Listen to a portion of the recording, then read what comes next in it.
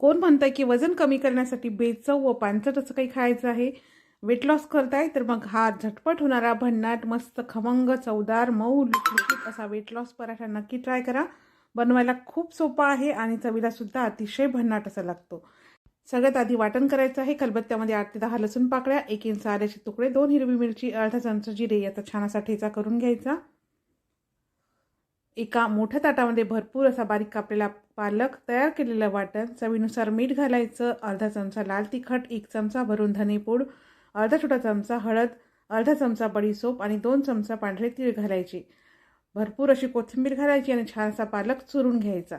पालकाला मस्त पाणी सुटेपर्यंत पालक छान चुरून घेतला. आता यामध्ये 1 चमचा डाळीचं पीठ म्हणजे बेसन, 1 कप ज्वारीचं पीठ घेतलं आहे. थोडं थोडं करून हे पीठ यामध्ये मिक्स करूया. 2 चमचे ताजं फ्रेश दही घेतलं आहे. सगळं व्यवस्थित मिक्स करायचं. यामध्ये अजिबातही पाणी टाकायचं नाही.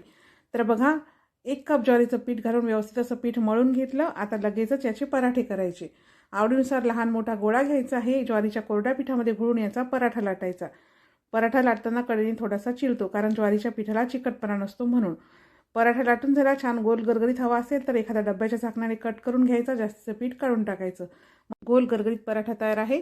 पराठा शेकण्यासाठी मीडियम गॅसवरती पराठा अलट पलट करून दोन्ही बाजूने खमंग असा शेकून घ्यायचा. आवडीनुसार तेल किंवा तूप लावू शकता. चला तर मग भेटूया नवीन रेसिपीसोबत.